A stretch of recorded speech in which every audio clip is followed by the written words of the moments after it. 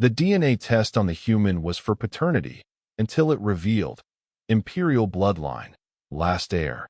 Before we dive into this story, drop a quick hi in the comments and tell me where you're watching from.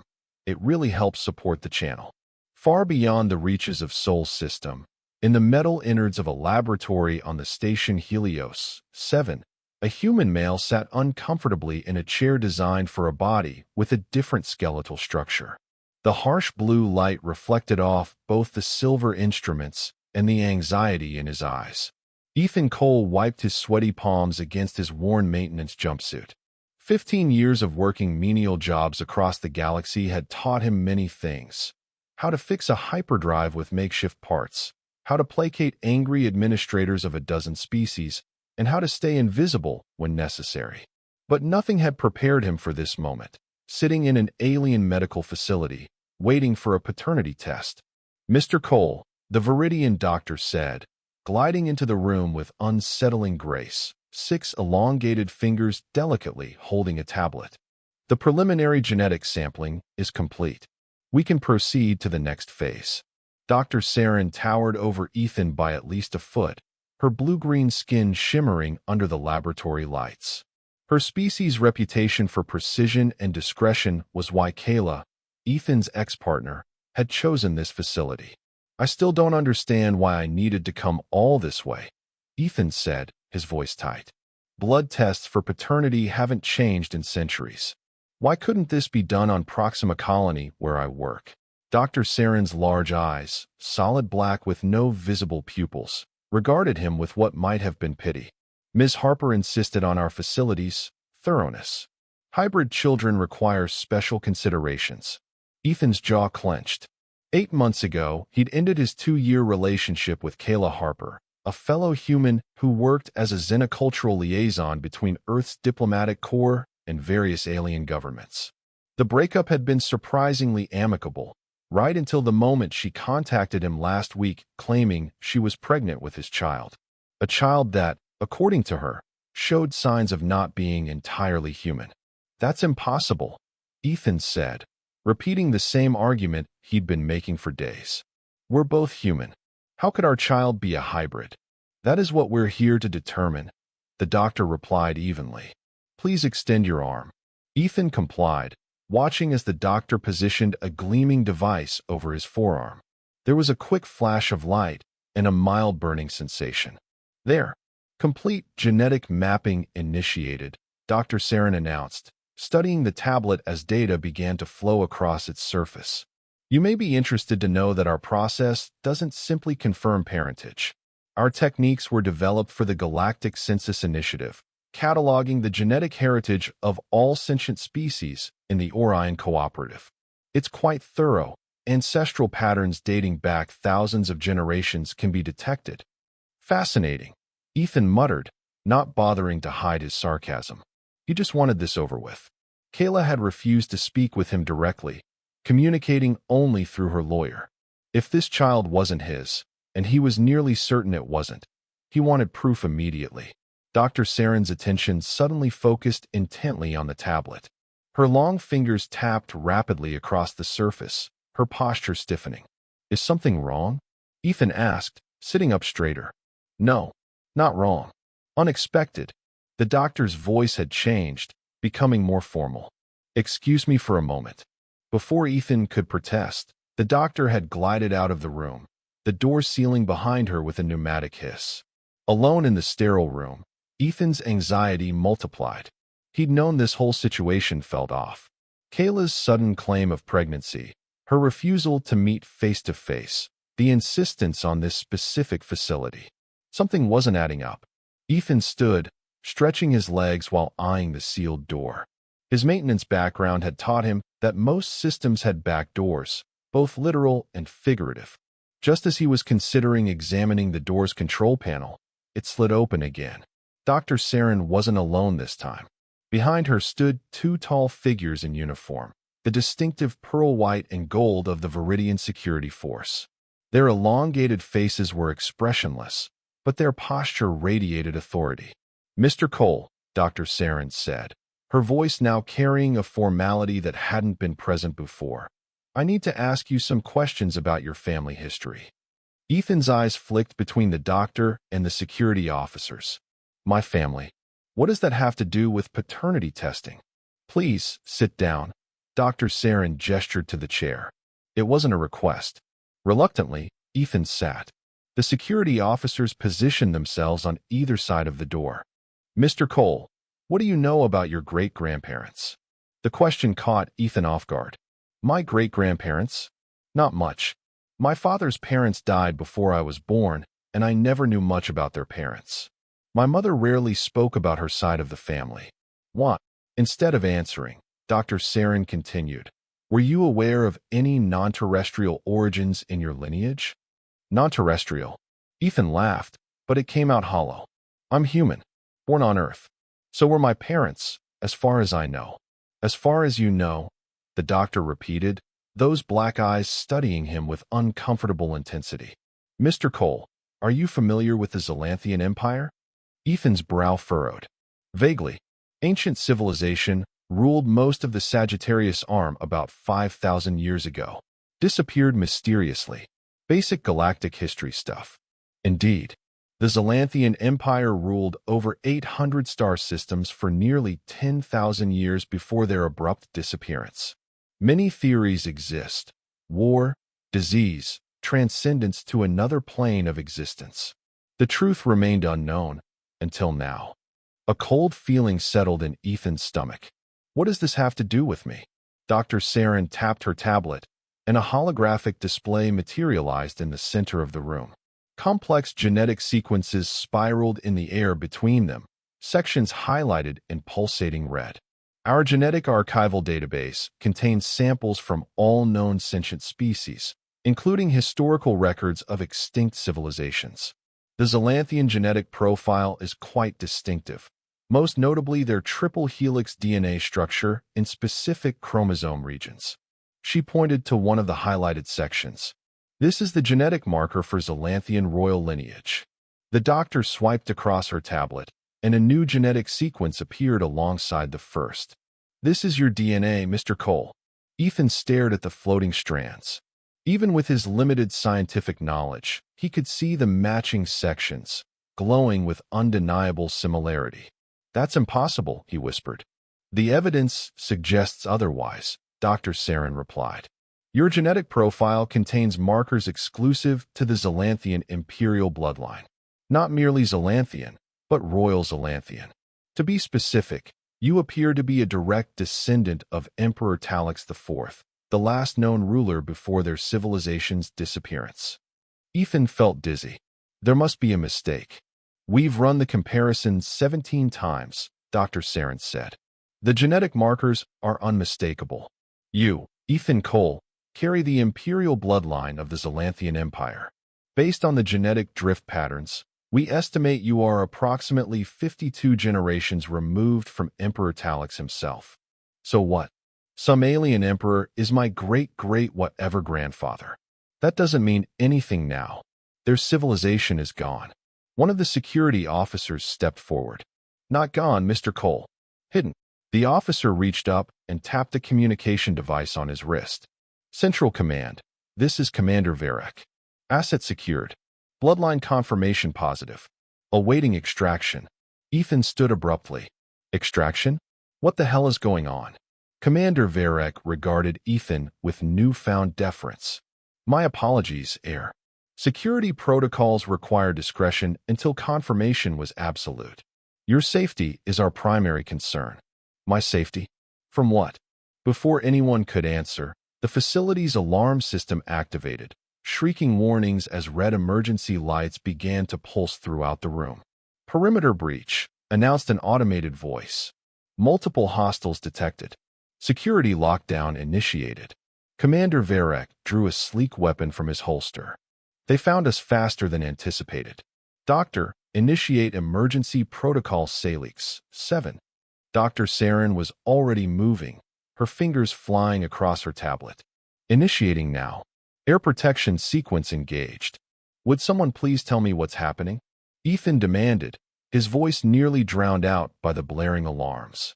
Your heritage is not as unknown as we had hoped, Commander Varek explained tersely, moving to the door and checking the corridor beyond. The Zalanthian Empire didn't vanish. They went into hiding, scattered across the galaxy, integrating into various civilizations. They were fleeing from something that has never stopped hunting them. The security officer turned to face Ethan directly.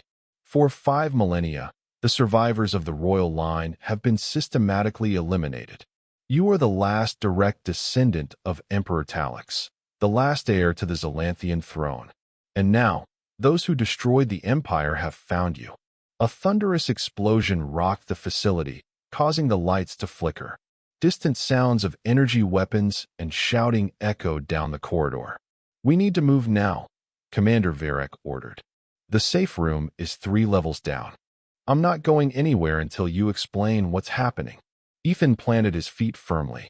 Dr. Saren approached him, her usual clinical detachment replaced by urgent concern. "Mr. Cole, Heir, there's no time. The hunters will kill everyone in this facility to get to you. They've done it before, countless times across millennia. Please, you must come with us." Ethan hesitated, the reality of the situation finally sinking in. The alarms, the weapons fire, this wasn't some elaborate hoax. What about Kayla? Was she even really pregnant? "Ms. Harper is an agent of the Zalanthian Preservation Society," the doctor explained quickly. "She was assigned to locate potential heirs. The pregnancy claim was a necessary deception to get you here for testing. I apologize for the subterfuge, but standard approaches would have put you at risk." Another explosion, closer this time, made the decision for Ethan. "Fine. Lead the way."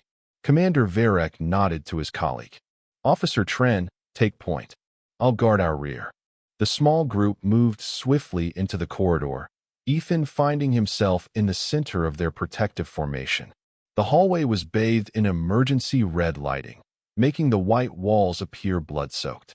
"This way," Officer Tren directed, leading them toward a service elevator at the end of the corridor. They had almost reached it when a figure stepped out from an intersecting hallway. Humanoid, but wrong somehow, with skin that seemed to absorb light rather than reflect it. Its eyes glowed with an unnatural purple luminescence. "Hunter!" shouted Commander Varek, raising his weapon. Before he could fire, the creature moved with impossible speed. One moment it stood 20 feet away. The next, it was directly in front of Officer Tren, a blade-like appendage extending from its arm and plunging through the officer's chest. Tren crumpled to the floor without a sound as the creature turned its attention to Ethan. Its face split into a grotesque approximation of a smile, revealing teeth like polished obsidian. "Last heir," it hissed, its voice sounding like multiple voices speaking in disharmonious unison. "End the line." Commander Varek fired his weapon, the energy blast catching the creature in its shoulder. It shrieked, a sound that seemed to bypass Ethan's ears and reverberate directly in his brain, but didn't fall. "Run!" Varek shouted, continuing to fire as he backed up. "Get to the elevator." Dr. Saren grabbed Ethan's arm, pulling him toward the elevator doors. Behind them, Commander Varek engaged in combat with the hunter, his weapon firing in rapid succession as the creature advanced relentlessly toward him. They reached the elevator, Dr. Saren frantically pressing her palm against the scanner. The doors slid open with agonizing slowness. "Get in," she urged, pushing Ethan inside.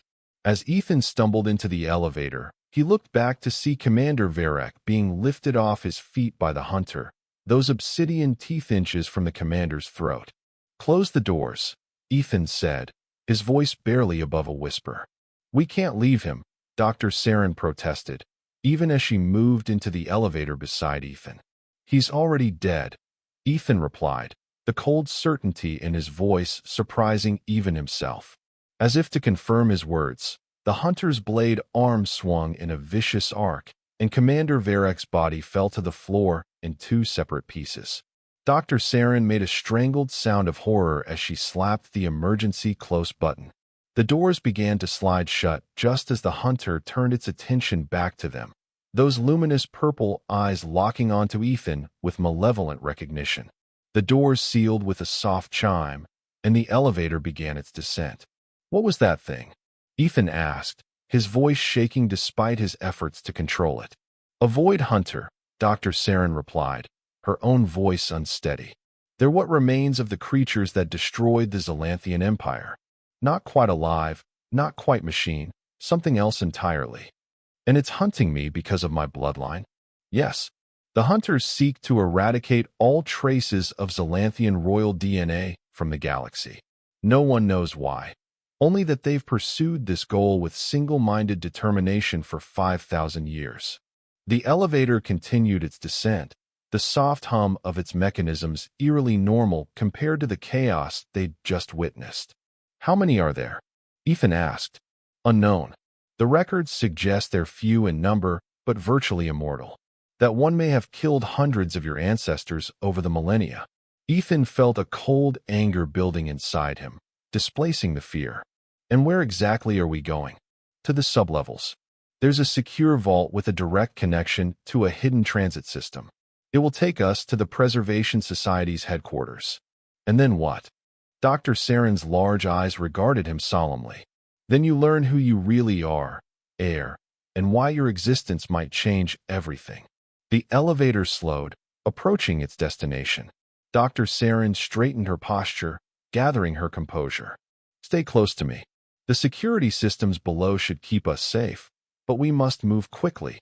The doors slid open to reveal a stark corridor different from the ones above, darker, older somehow, with walls of a material that resembled stone more than metal. Symbols that Ethan didn't recognize were carved into the surfaces, glowing with a faint blue luminescence. "Zalanthian script," Dr. Saren explained, noticing his attention. "This facility was built on the ruins of an ancient outpost. The symbols are protection wards. They disrupt the Hunter's perception." They moved quickly down the corridor, the glowing symbols seeming to brighten as they passed. Despite the situation, Ethan found himself oddly drawn to the markings, as if they resonated with something deep within him. "Here," Dr. Saren said, stopping at what appeared to be a solid wall. She pressed her palm against a specific section, and the wall shimmered before dissolving away, revealing a chamber beyond. Inside was a circular room dominated by a platform in its center. The platform was surrounded by what looked like elongated crystal shards, each taller than a person, arranged in a precise pattern. "A molecular transit array," Dr. Saren explained, guiding Ethan toward the platform. "It will disassemble our molecular structure and reassemble us at the destination." "That sounds unpleasant," Ethan remarked, eyeing the device warily. "It's perfectly safe.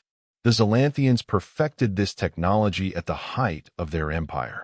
As they stepped onto the platform, the crystal shards began to hum, their surfaces shimmering with energy.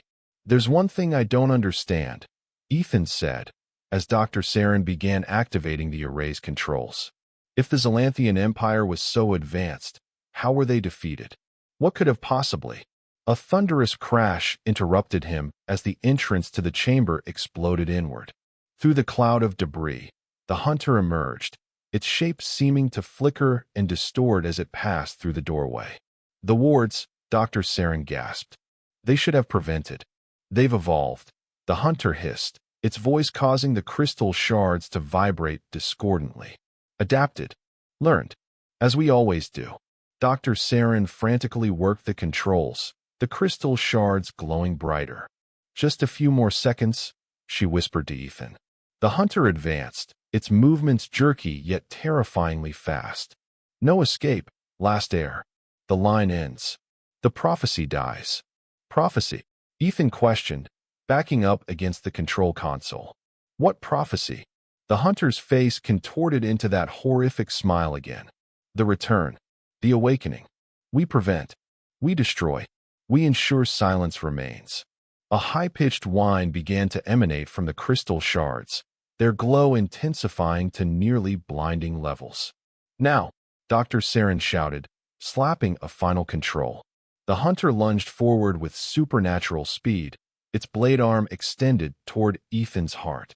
In that frozen moment, Ethan saw Dr. Saren throw herself into the Hunter's path, the blade piercing through her chest instead of his. "Run, Heir," she gasped, blue-green blood bubbling from her mouth. Find the Preservation Society. Find Kayla. Remember the prophecy of return. The crystal array reached its crescendo, light enveloping Ethan's vision. The last thing he saw was Dr. Saren collapsing as the hunter wrenched its blade free, those purple eyes still fixed on him with inhuman hatred. Then, reality dissolved around him, his consciousness stretching across space as the molecular transit initiated. His last thought before blackness claimed him was a silent promise to the doctor who had sacrificed herself. He would find answers, and somehow, he would survive. When Ethan's consciousness returned, his body felt wrong, tingling and numb, as if each cell was relearning its purpose. He gasped, drawing air into lungs that remembered their function only after the first desperate inhalation. Blinking against harsh light, he found himself on his knees on another transit platform, this one surrounded not by crystal shards, but by armed guards pointing weapons at him. Their uniforms were unfamiliar, midnight blue with silver trim, faces obscured by reflective helmets. Identity confirmed, announced a synthesized voice. Zalanthian genetic markers verified. Imperial lineage authenticated. Welcome, Heir. The guards lowered their weapons in perfect synchronization, then knelt on one knee, heads bowed. What? Ethan struggled to his feet, his body still adjusting to reassembly. Where am I? Safe harbor, answered one of the guards, rising and removing his helmet to reveal a face with distinctly non-human features, skin with a subtle metallic sheen, eyes with horizontal pupils. Preservation Society Headquarters, Hidden Moon of Centauri Prime. I am Security Chief Tavros. Dr. Saren. Ethan said, the memory of her sacrifice suddenly vivid. We know. Tavros replied, his expression solemn. The transit system recorded her life signs terminating at the moment of your departure. She died with honor, protecting the bloodline as she was sworn to do. Ethan felt anger rising. I'm tired of people dying for my bloodline. I never asked for this. I don't want any part of it. Nevertheless, it is who you are, came a familiar voice from behind the guards. The security personnel parted to reveal Kayla Harper, dressed in the same midnight blue uniform but with gold accents that suggested higher rank. Her red hair was pulled back severely, her expression professionally neutral, but Ethan could see tension in the set of her shoulders. Kayla, Ethan said, her name somewhere between a greeting and an accusation. Commander Harper, she corrected, stepping onto the platform.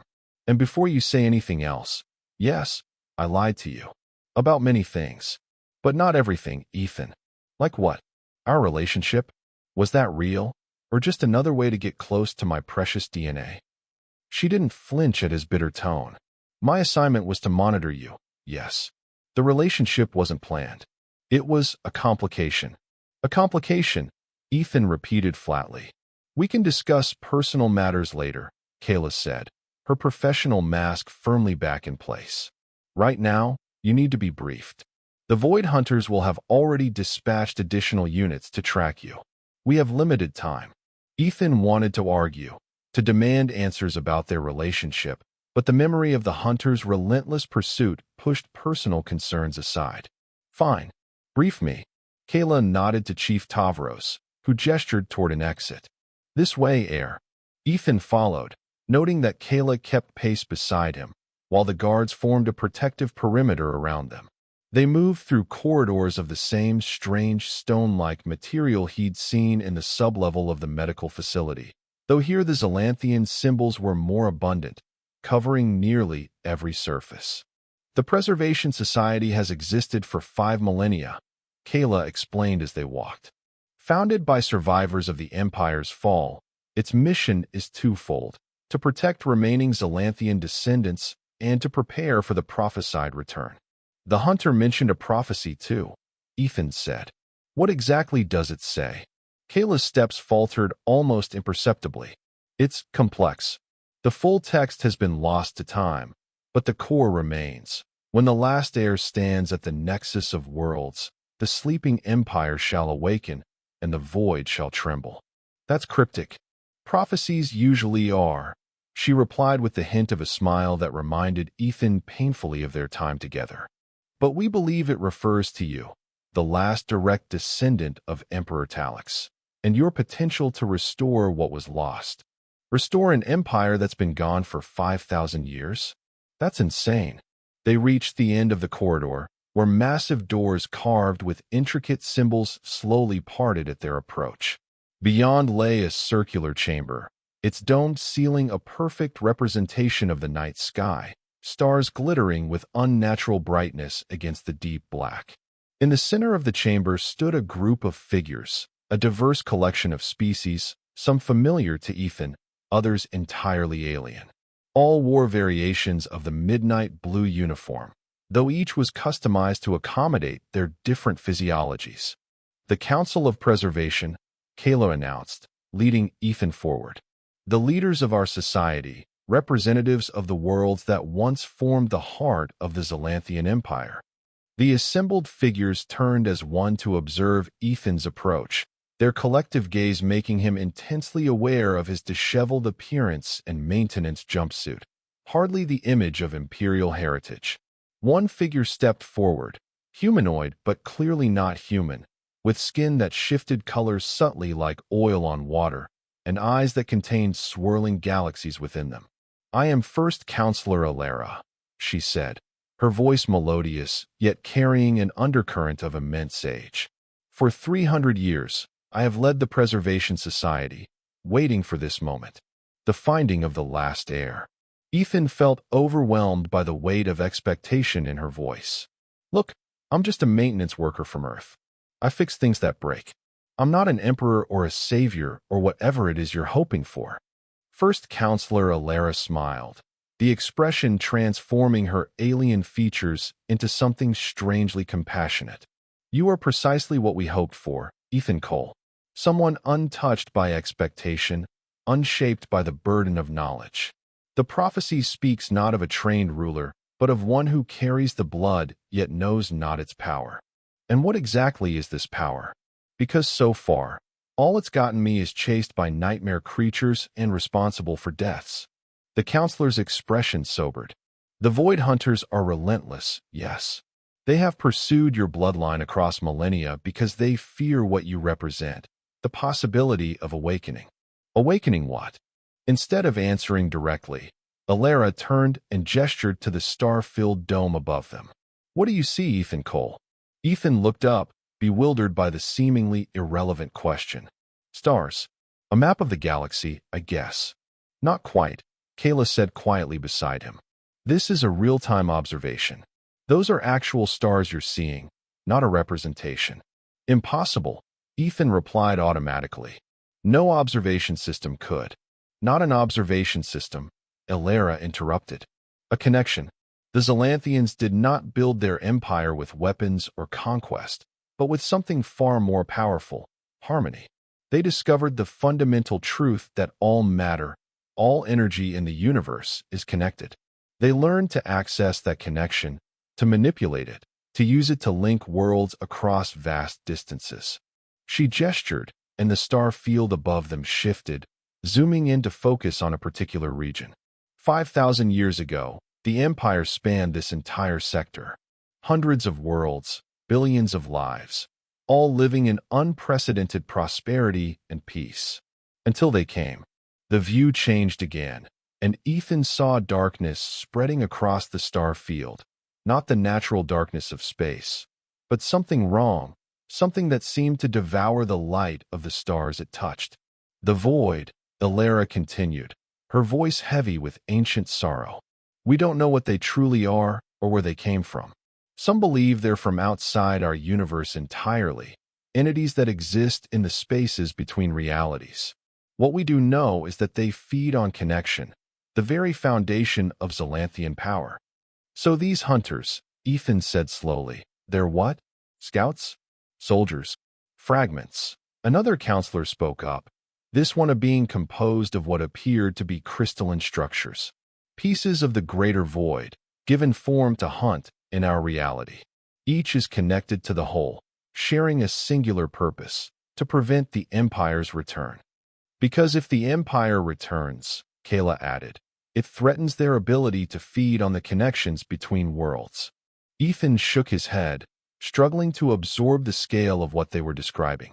And you think I can somehow stop this? One human against cosmic horror entities. Not human, Elara corrected gently. Not entirely. The Zalanthian royal line carried something unique.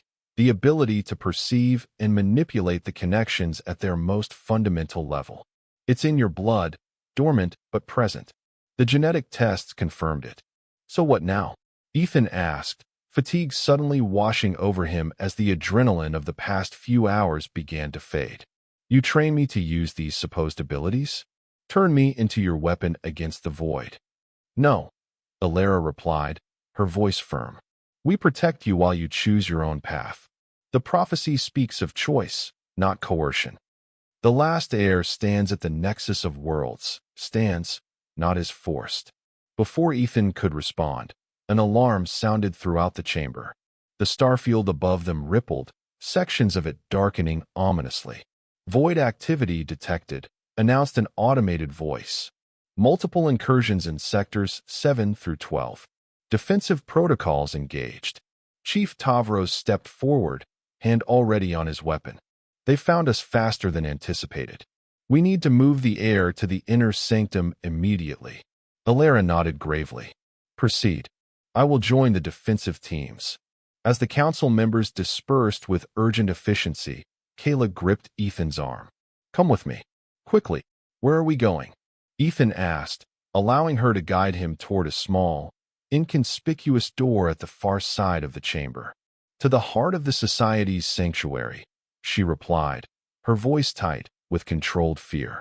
The one place the void cannot reach, the Nexus chamber.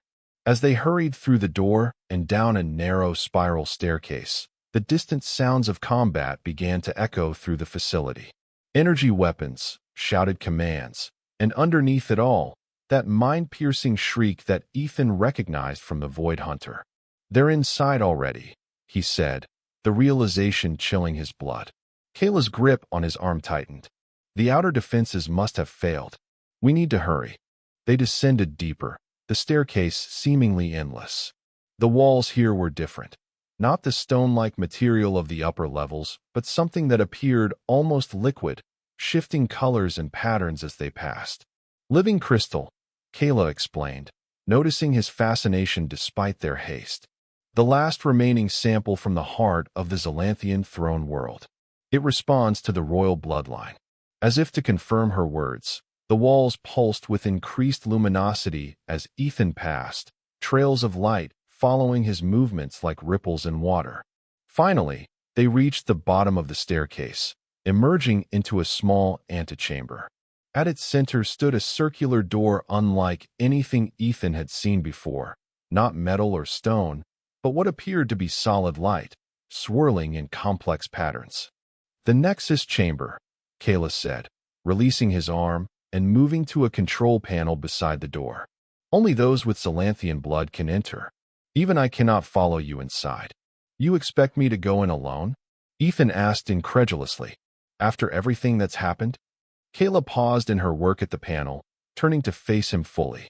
For the first time since their reunion, her professional mask slipped, revealing the woman he had known, and, despite everything, still cared for. I'm sorry, Ethan, for the deception, for dragging you into this war you never asked to join, but not for finding you. Her eyes held his, sincere and unwavering. The galaxy needs you. I need you to trust me one more time. Above them, the sounds of battle grew louder. The ceiling trembled, dust and small fragments raining down as something massive impacted the levels above. Ethan looked at the swirling door, then back at Kayla. What's in there? The answer to who you are, she replied. And maybe, just maybe, the salvation of us all. Another impact shook the chamber more violently. The staircase behind them partially collapsed, stone and crystal shattering. We're out of time, Kayla said urgently, finishing her work at the panel. The door of light began to pulse faster, its swirling patterns aligning into what looked like a pathway. You need to go now? Ethan hesitated. Come with me. Kayla shook her head, already drawing her weapon. I can't. The chamber won't admit me. Besides, she gave him a sad smile. Someone needs to make sure you have time. Before Ethan could protest further, the antechamber door burst open.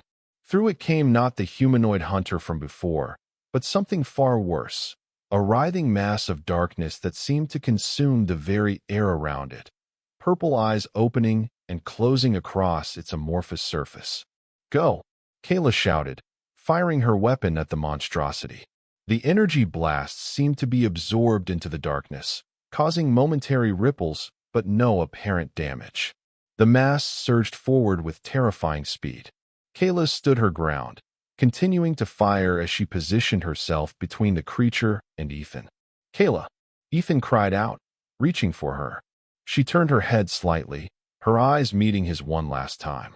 "Find your destiny, Ethan, and know that what was between us, that was real." Then she charged directly at the darkness, her weapon overloading with a high-pitched whine.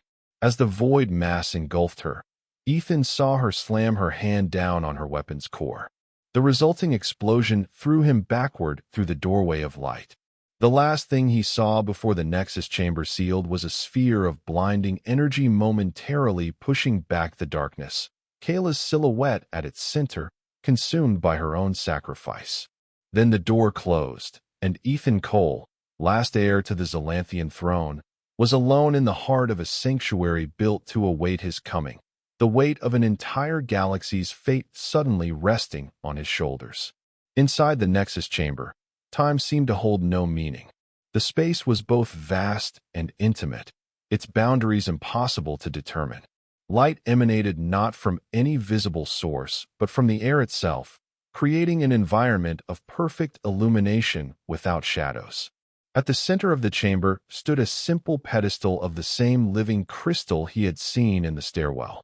Upon it rested a small object, a cube, no larger than his palm, that seemed to be made of the same material as the pedestal, yet somehow more refined, more perfect in its construction. Ethan approached cautiously, keenly aware of the silence pressing in around him. The events of the past hours replayed in his mind, the paternity test that wasn't, the revelation of his heritage, the horrific void hunters, and the sacrifices of Dr. Saren and Kayla. So many deaths, all because of blood he never knew he carried. As he neared the pedestal, the cube began to glow, responding to his presence. Ripples of light cascaded across its surface, forming patterns similar to the Zalanthian script he had seen throughout the facility. Something about those patterns resonated within him, as if part of his mind recognized a language he had never studied. "What am I supposed to do?" he asked aloud, his voice sounding strangely flat in the dimensionless chamber. To his surprise, the cube responded, the patterns shifting to form new configurations before a gentle voice emanated from it.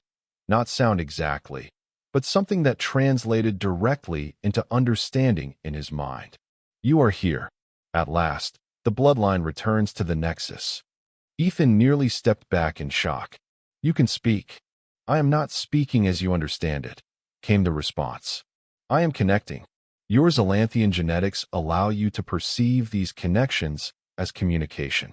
I am the archive, repository of all that remains of the Empire's knowledge." "The cube is some kind of database?" Ethan asked, trying to make sense of the situation. "I am more than data. I am memory, experience, wisdom. I contain the collective consciousness of the Zalanthian Council of Elders at the moment of the Empire's fall." The patterns on the cube shifted again, becoming more complex. "You have questions. This is right. To understand your destiny, you must first understand your past." Ethan hesitated only briefly before asking the question that burned most fiercely. "What happened to the Empire?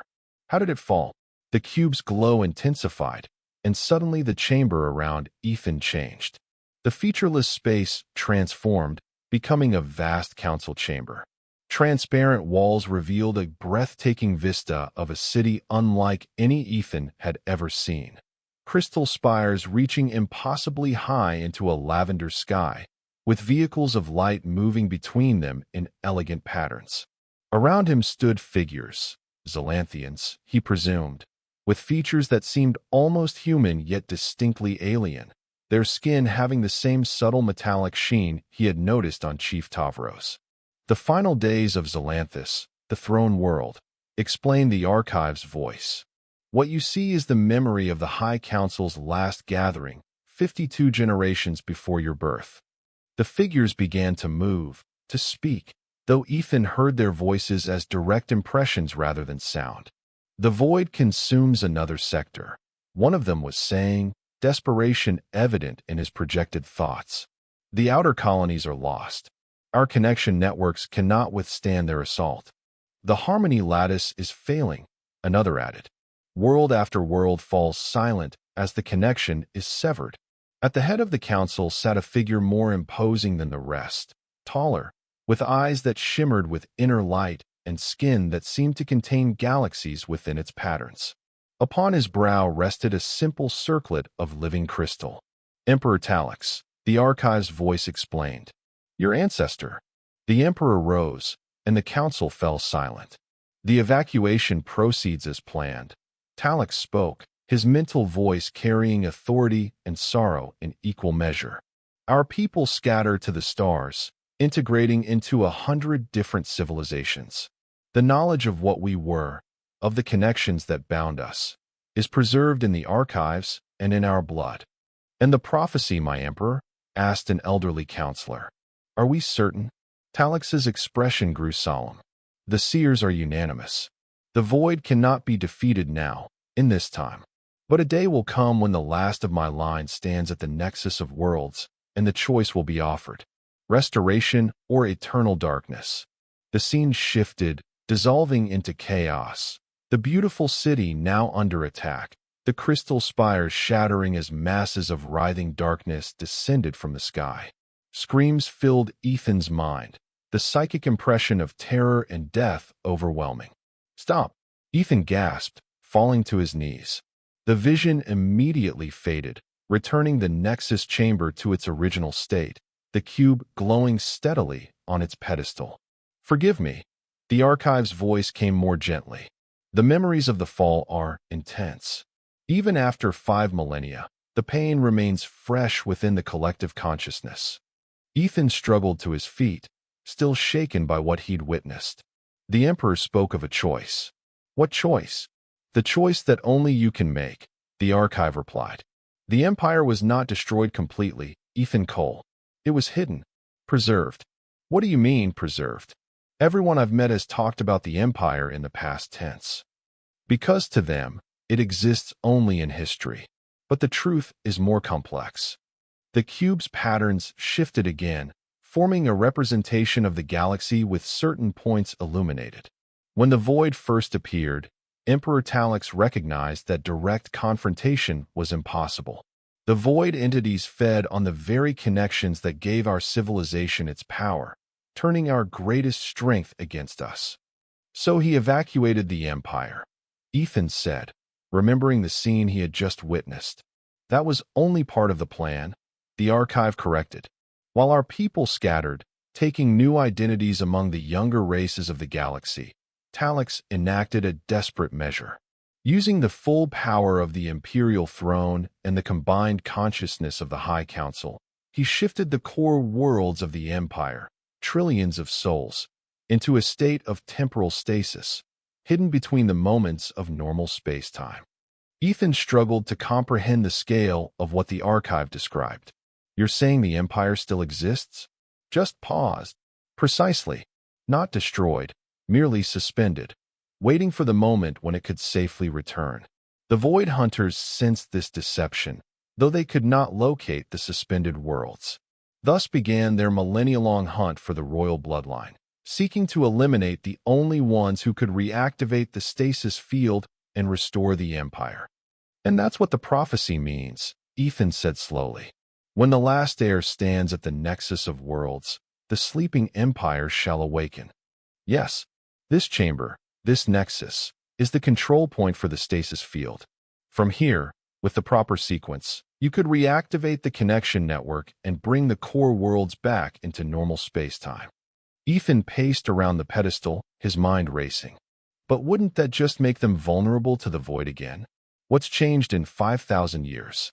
"That," The archive responded, is the crux of the prophecy's final line, and the void shall tremble. The nature of that trembling was never clear to the seers, whether it meant victory over the void or merely a temporary advantage. That uncertainty is why the choice must be yours, freely made. What choice exactly? The cube's surface shifted once more, and a complex sequence of patterns appeared, a code or key of some kind. This is the restoration sequence.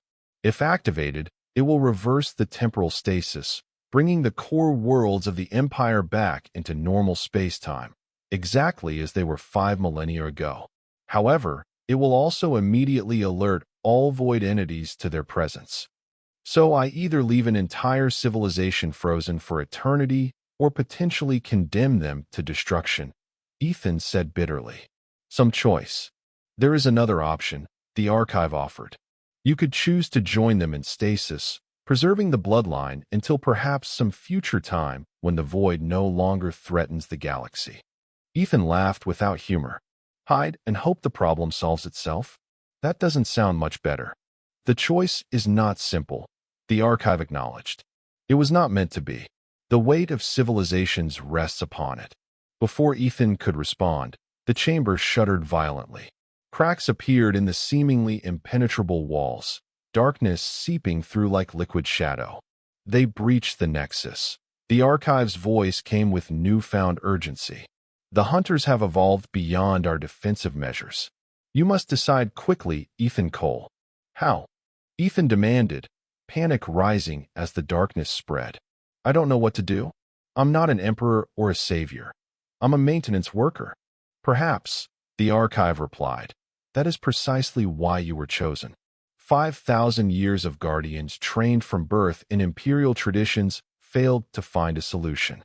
Perhaps what is needed is not another emperor, but someone who sees connections differently, someone who fixes what is broken. The darkness continued to seep in, tendrils of void matter reaching across the floor toward the pedestal. As they approached, the living crystal began to dim, its light fading wherever the darkness touched it. The nexus weakens, the archive warned. The connection cannot be maintained much longer. Ethan stared at the restoration sequence still displayed on the cube's surface, then at the encroaching darkness. Something the archive had said resonated with him, about connections, about fixing what was broken. As a maintenance worker, he had developed an intuitive understanding of systems, of how components interrelated, of pressure points and vulnerabilities. Wait, he said suddenly, studying the sequence more carefully. This restoration process, it's essentially reactivating a network, right? Re-establishing connections between points in space-time. Yes, the archive confirmed. The stasis field functions by maintaining quantum entanglement between all particles in the core worlds, preserving their exact state outside normal time flow. And the void feeds on these connections. Ethan continued, his mind racing ahead. That's why they were able to devastate the Empire so quickly. They turned its own connection network into a feeding ground. Correct. Then we're thinking about this all wrong. Ethan began pacing faster, the pieces falling into place. What if instead of trying to hide the connections or fight the void directly, we changed the nature of the connections themselves? The archive's response held a note of curiosity. Elaborate. In my work, when a system is compromised, sometimes the solution isn't to shut it down or try to patch the vulnerability. It's to reconfigure it entirely. Ethan gestured toward the restoration sequence. This assumes we're bringing back the Empire exactly as it was, with the same connection structure that was vulnerable to the void. But what if we could modify that structure during restoration? Create a network the void can't feed on. Such a modification would be unprecedented, the archive replied, but Ethan detected a hint of excitement in its mental voice. The restoration sequence was designed to be exact, perfect in its replication. Perfect for a situation 5,000 years ago, Ethan countered. But maybe what we need now is imperfect, adaptable, human. Another violent tremor shook the chamber. The darkness had now covered nearly half the floor, advancing inexorably toward them. Time grows short, the archive warned. What do you propose? Ethan knelt beside the pedestal, studying the cube and its patterns intently. Show me how the sequence works. Not just the activation codes, but the underlying structure. If I'm going to modify it, I need to understand it completely. The cube's surface shifted again, displaying layer upon layer of intricate patterns. The full complexity of the restoration sequence laid bare. To Ethan's surprise, he found he could follow it, almost as if the Xylanthian part of his genetic makeup was translating the alien mathematics into concepts he could grasp. The primary vulnerability, Ethan muttered, tracing a particular pattern, is the synchronicity. All connections re-establish simultaneously, creating a massive energy surge the void can detect and feed upon. He looked up, excitement building. But what if we staggered the restoration? Brought back the worlds in sequence rather than all at once, establishing new connection pathways between them as they reintegrate. A cascading restoration, the archive mused. It would reduce the initial energy signature, potentially confusing the void's feeding instincts. But the sequence would need to be completely redesigned, a task that took the High Council years to perfect. We don't have years, Ethan replied grimly, glancing at the advancing darkness. We have minutes at best. But we do have one advantage they didn't.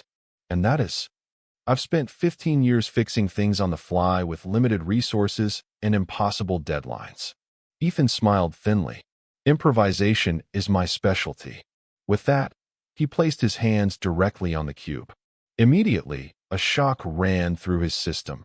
Not painful, but intensely disorienting, as if his consciousness was suddenly expanded beyond the confines of his body. He found himself immersed in the restoration sequence, perceiving its structure not as abstract mathematics, but as an actual physical network, a lattice of light connecting countless points across space and time. And within that lattice, he could see the weaknesses, the points where the void had originally breached the Empire's defenses. The synchronous activation created a massive flare of connection energy, like a beacon broadcasting across the universe. There, Ethan thought, identifying the primary junction points in the network. If we modify these, create a staged activation sequence. He began to work, manipulating the lattice with his mind, rearranging connection pathways and timing sequences.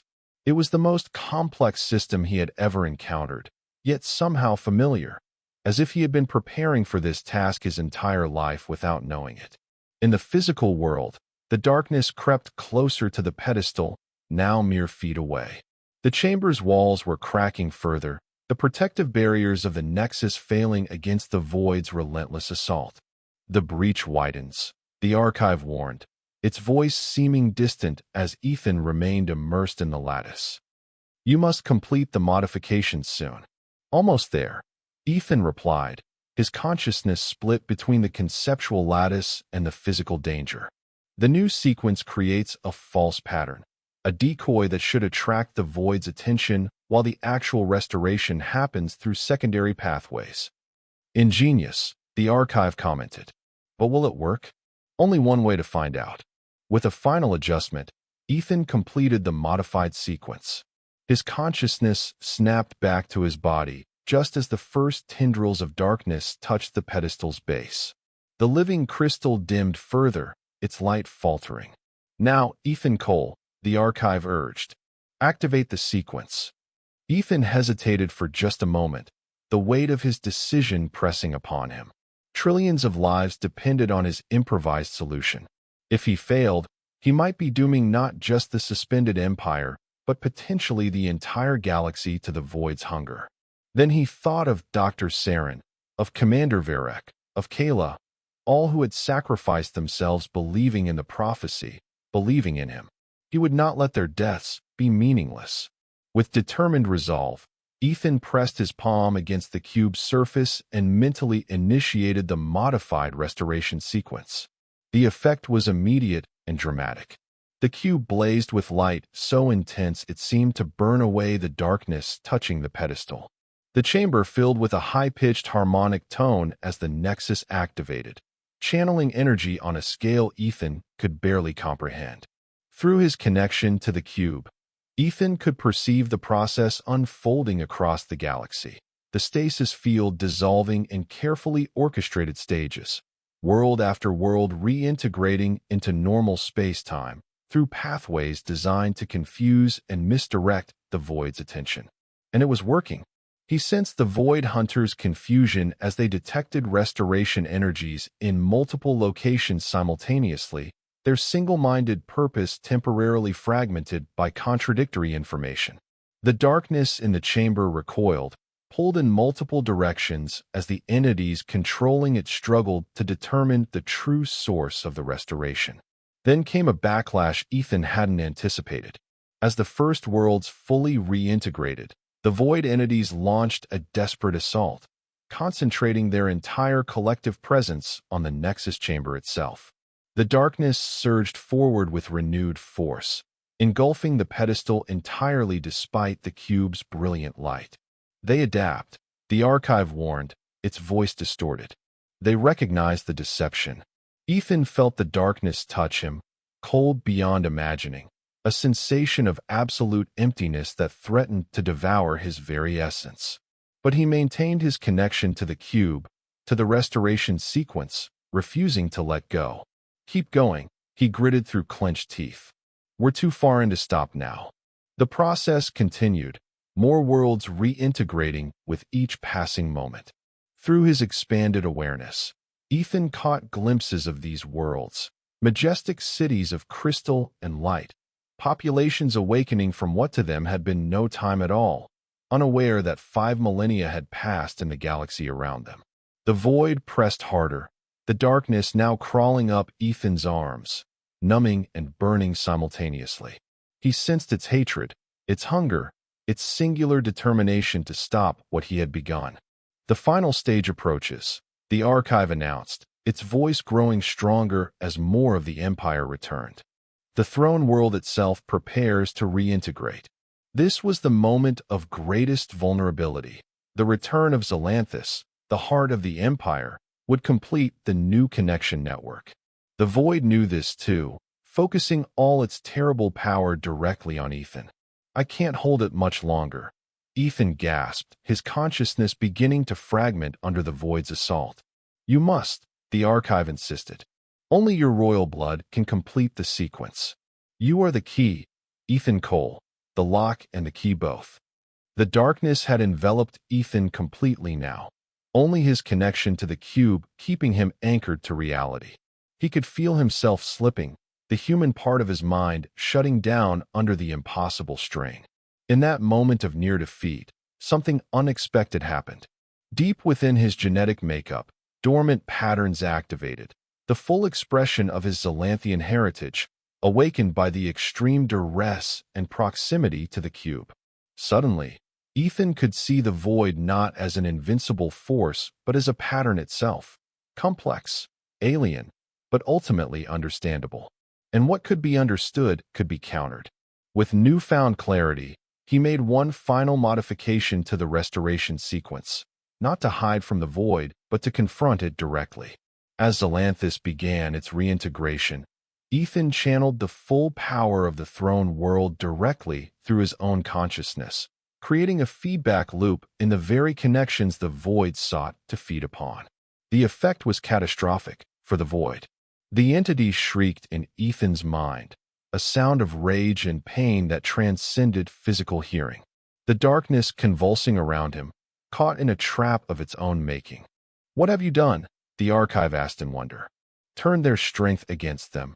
Ethan managed to reply, though speaking took tremendous effort. They feed on connections, so I gave them one they can't handle. The direct connection to the Imperial throne itself, filtered through human consciousness. A connection they've never encountered before.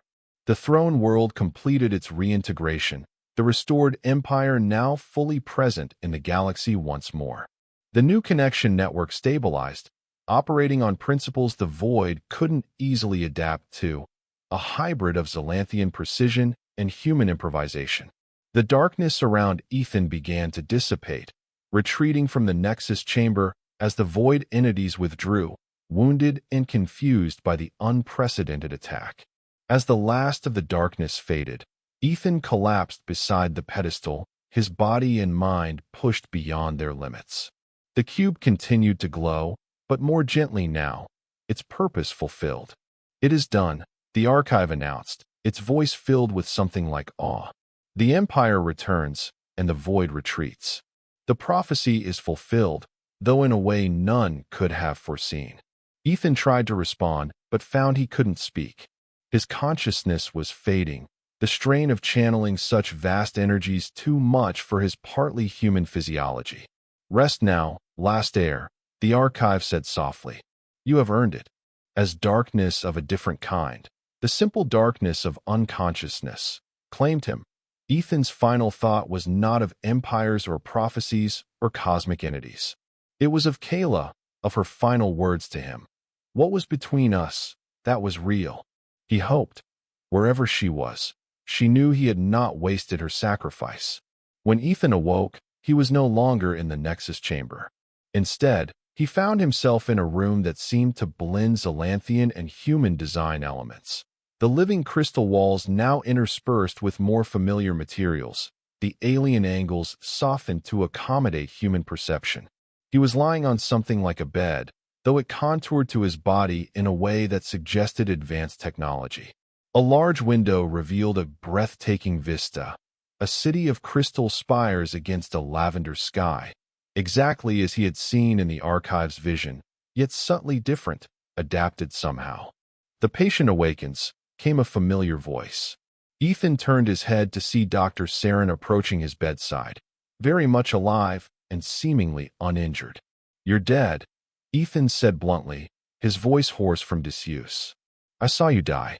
Dr. Saren's expression held something like amusement. "What you saw was my physical form on Helios, 7 Terminate. But Zalanthian technology has long since overcome such limitations." She gestured to herself.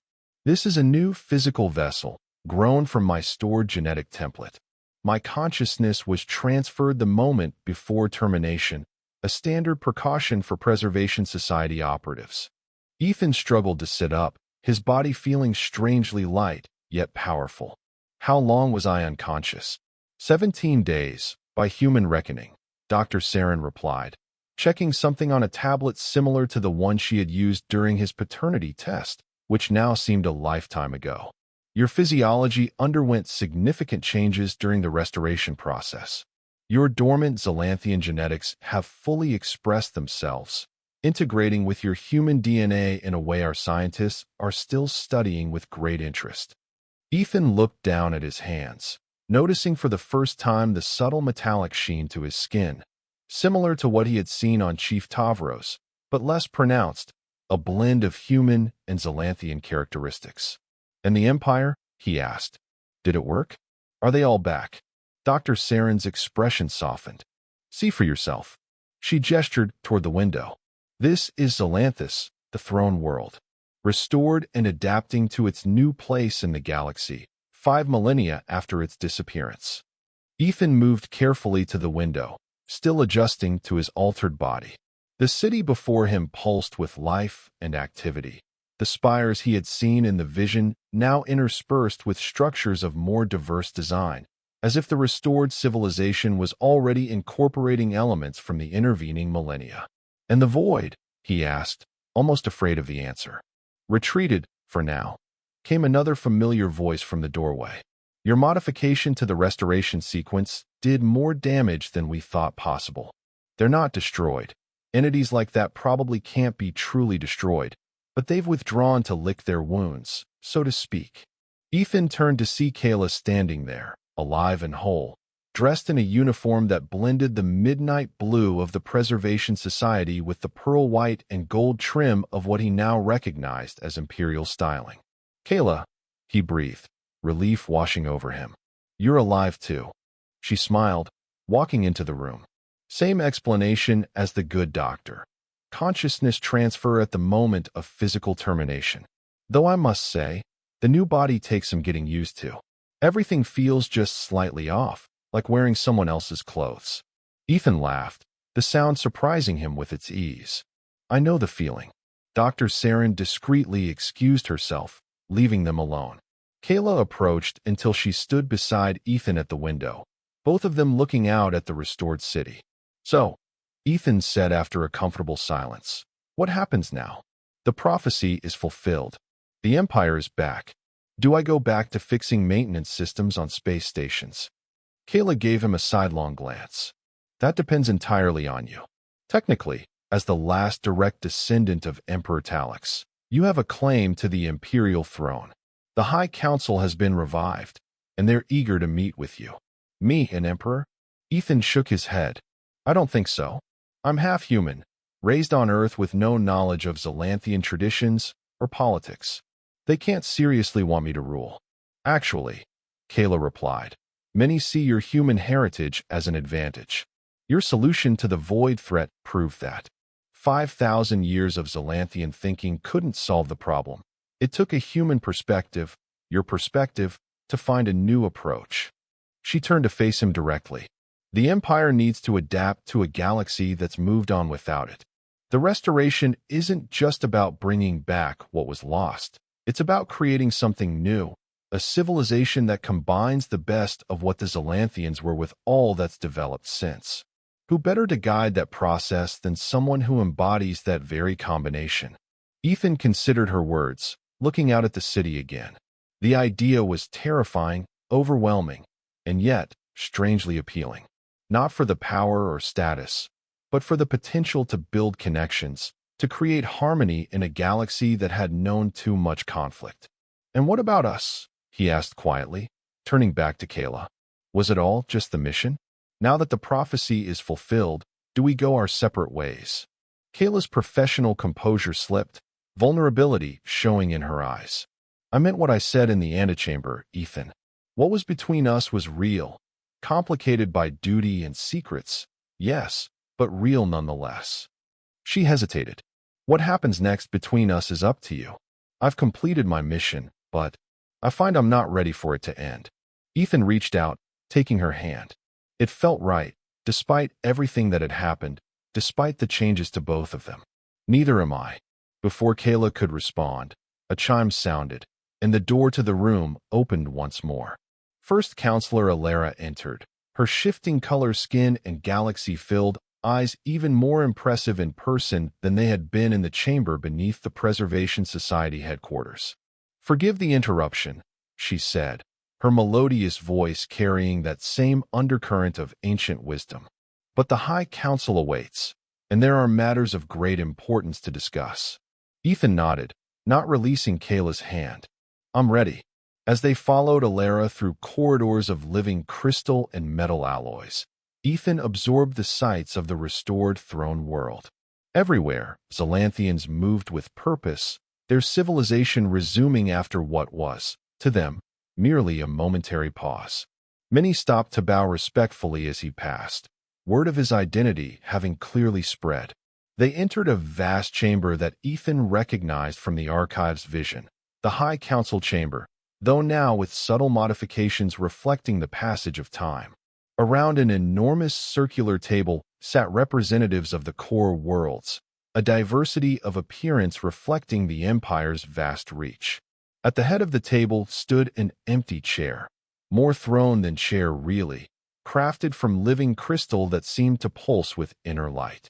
The Imperial seat, Ethan realized, intended for him. The High Council acknowledges Ethan Cole, last heir of the royal line, savior of the Empire, announced Alara formally. The prophecy is fulfilled. The sleeping Empire awakens. The void trembles. The assembled counselors rose as one, bowing deeply. "Please sit," Ethan said, uncomfortable with the deference. "We have much to discuss." As the council took their seats, Ethan remained standing, Kayla at his side. The throne-like chair at the head of the table waited expectantly, but he made no move toward it. "I understand the traditions and expectations," he began, looking around at the assembled faces. "But I am not Emperor Talix. I am not even fully Zalanthian. I was raised human, on Earth, with human values and human limitations. I cannot simply step into a role I was never prepared for." Murmurs of concern rippled through the council, but Ethan raised a hand for silence. "However," he continued, I recognize the unique position I occupy, a bridge between the ancient empire and the modern galaxy. The Zalanthian civilization was built on connection, on harmony between diverse worlds and peoples. That principle remains valid, perhaps more so now than ever before. He gestured toward the massive window overlooking the city. Out there is a galaxy that has continued for 5 millennia without the Empire. New civilizations have risen, new alliances formed. We cannot simply return and expect to reclaim what once was. Instead, we must build something new, a civilization that honors Zalanthian traditions while embracing change and diversity. Ethan paused, gathering his thoughts. The counselors watched intently, some with approval, others with reservation. Therefore, I propose a transitional period, a time for the Empire to reintegrate into the galactic community gradually, establishing diplomatic relations rather than asserting dominance. During this period, governance should be shared between the High Council and representatives from major galactic powers. "And your role in this arrangement?"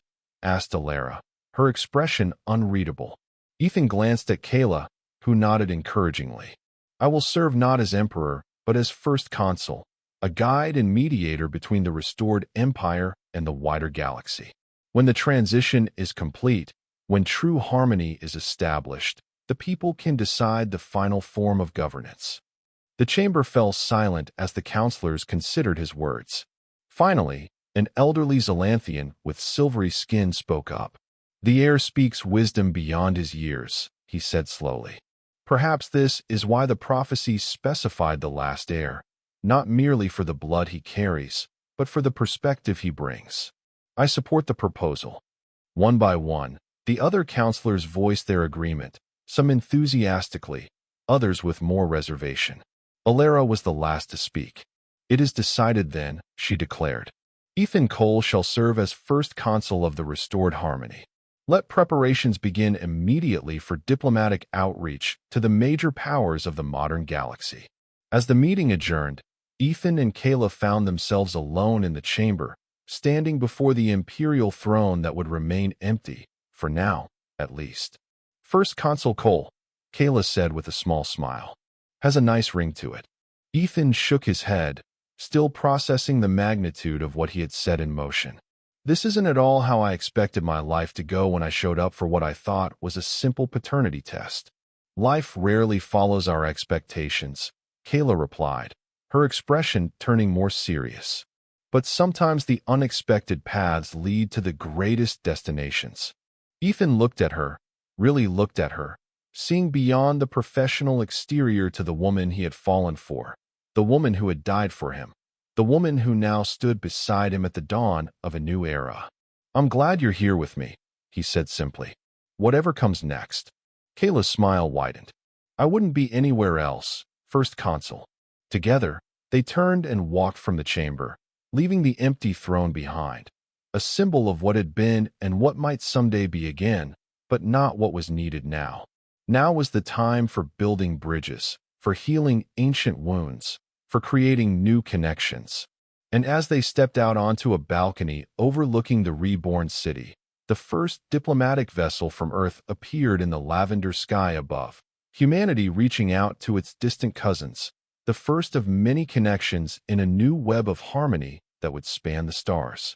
Ethan Cole, maintenance worker turned First Consul, descendant of emperors yet raised among ordinary people, stood at the crossroads of past and future, ready to guide two civilizations toward a shared destiny.